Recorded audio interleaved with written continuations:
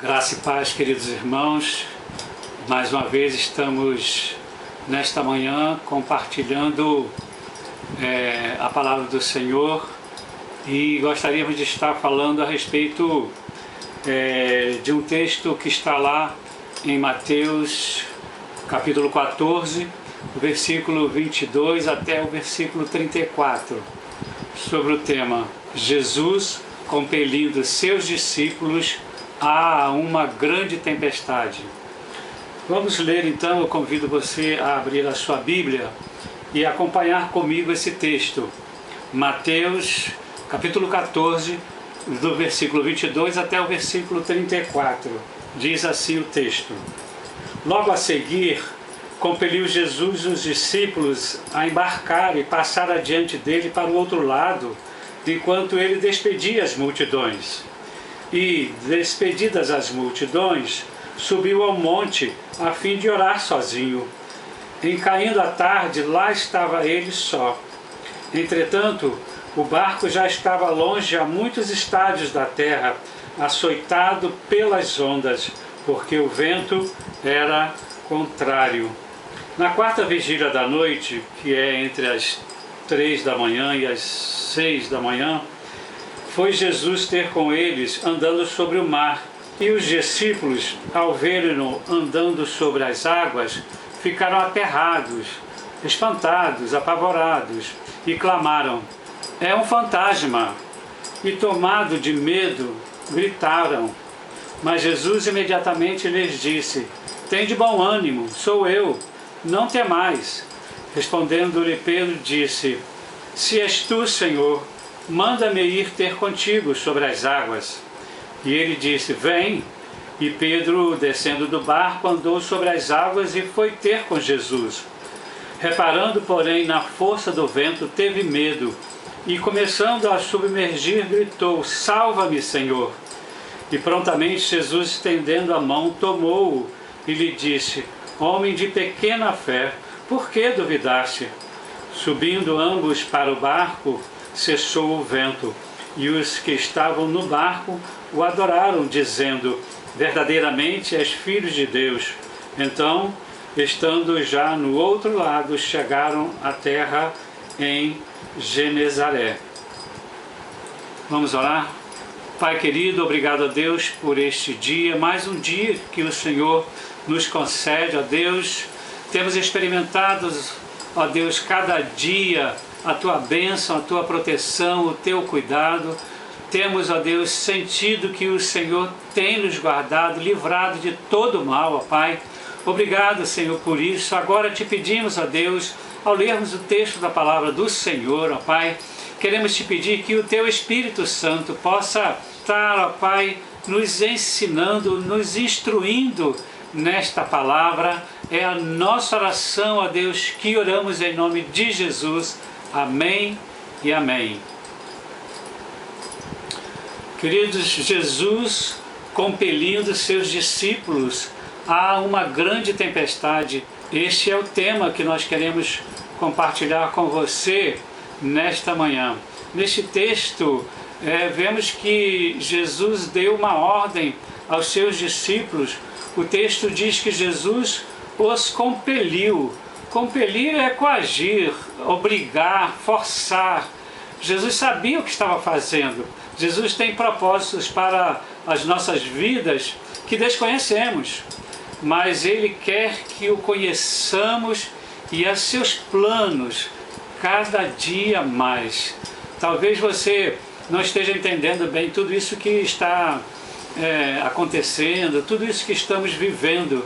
Tem estado apreensivo, confuso e com medo do futuro, mas neste texto podemos extrair algumas lições que podem nos trazer confiança a partir de nosso relacionamento com o Senhor, entendendo que Ele sempre quer para nós o melhor. Em primeiro lugar, precisamos de entender que a nossa confiança não pode depender das circunstâncias. Considerando a experiência de alguns dos seus discípulos, porque alguns eram pescadores, por certo tenham contestado com Jesus, dizendo que viria uma tempestade. Eles estavam olhando para o que se mostrava no céu, mas não para aquele que governa os céus e a terra. Lembram do que Jesus disse aos seus discípulos na grande comissão? Diz assim lá em Mateus 28:18: é-me dado todo o poder no céu e na terra. Mas Jesus, queridos, insistiu para que eles atravessassem o mar, porque queria mostrar-lhes o seu poder sobre a criação. Eles confiaram e se lançaram ao mar. Será que temos confiado no Senhor e obedecido incondicionalmente a sua voz, sem questionar ou duvidar? Será que Deus tem nos mandado fazer algumas coisas e não temos obedecido porque achamos que não vamos conseguir, ou somos incapazes, ou porque é muito sacrificante? Confiança é o principal requisito para recebermos uma grande bênção do Senhor ou podermos experimentar o sobrenatural de Deus.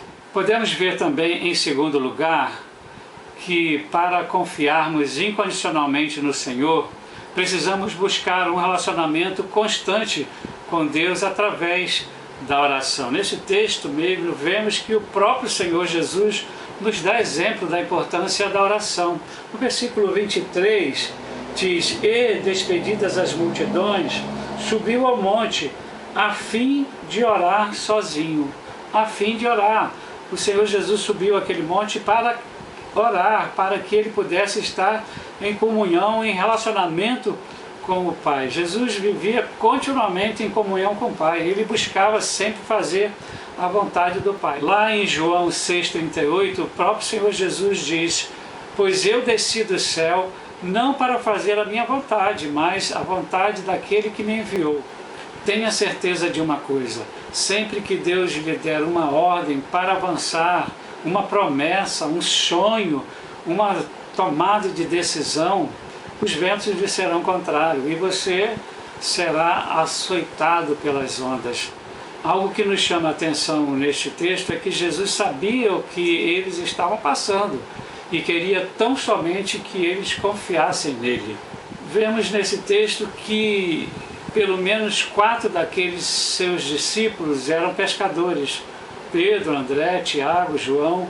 Será que eles não conheciam as condições do mar ou que uma tempestade estaria por vir? Uma grande tempestade não começa de uma vez. É um processo gradativo e que um bom pescador conhece as condições do vento e do mar. Deus está buscando por pessoas que não o questionem, mas que simplesmente o obedeçam, confiem, mesmo que aos olhos esteja tudo ao contrário e parece que não vai dar certo. Mas o simples fato de saber que é Jesus quem está nos guiando nos traz paz e segurança.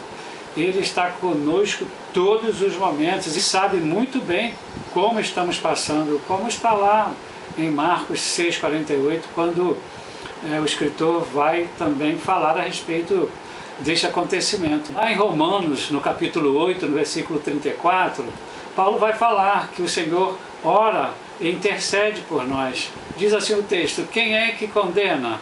Pois é Cristo quem morreu, ou antes quem ressuscitou dentre os mortos, o qual está à direita de Deus, e também intercede por nós. A nossa confiança deve estar incondicionalmente na pessoa de Cristo.